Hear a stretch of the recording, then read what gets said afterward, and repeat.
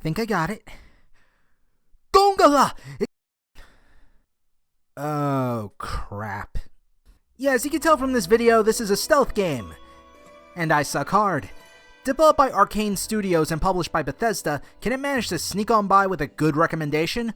Well, it does a better job than I do. You play as Corvo, a bodyguard for the Empress.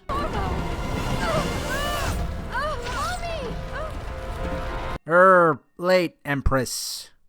Whoops.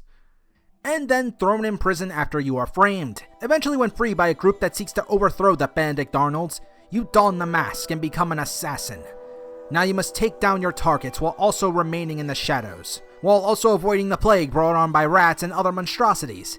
Yeah, I forgot to mention that part. And given how violent these rats are, well, I can never look at Master Splinter the same way ever again. While simple on the surface, there is more to the plot through reading.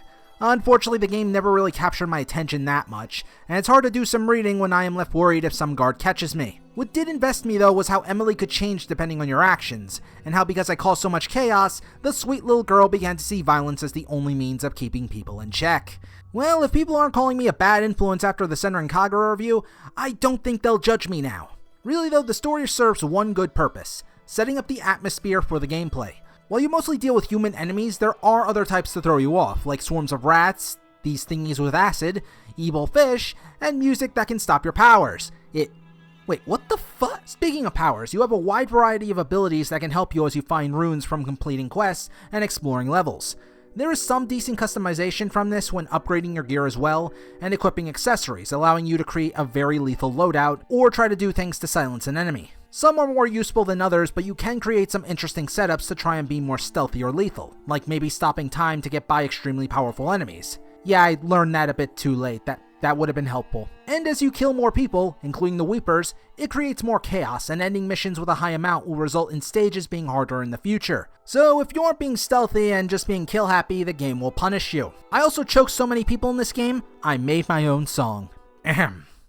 Choking you, bum bum bum, is a thing that I love to do, bum bum bum. It's not a kink, I'm just an asshole. Though I eventually did give up on being nice when I was too far into the game. You're not just limited to powers and weapons. The entire area can be your playground and encourages the use of your abilities to make the most of things. You can even replay these stages, without gain upgrades of course, from other stages, in case you want to see what you could have done differently. There are even some side quests within the game that grant alternate ways to end a mission without killing the target, or just making things significantly easier. You can even hack into certain machines to turn off alarms and control other machines. That's actually how I ended a mission with an accidental kill because I forgot I had the electric gate reversed as my target was being escorted to prison. Whoops. I wish I could have seen it at least. If there are some complaints I have, the AI isn't totally bright, particularly during the later parts. See these super assassins, clearly capable of giving Corvo a run for his money? Apparently their weakness was sniping from afar. But it's still serviceable as they can spot you and easily be aware when dead or unconscious bodies litter the floor. Speaking of which, you may want to hide the unconscious bodies in the event rats eat them. It happened to me a few times, and there's sadly no New Game Plus, so no exploring early levels with full abilities. I also think there were a few gameplay glitches since during one mission, despite being stealthy, I was suddenly noticed by every party guest and forced to solve the matter through violence. And robbing people. Well, next time they shouldn't have snitched. The final verdict for Dishonored is... buy it! Even if you aren't good at stealth games, there is enough leeway to make it by with brute force, and it remains challenging and fun to see just how far you can get before inevitably snapping and murdering everyone. Like I did.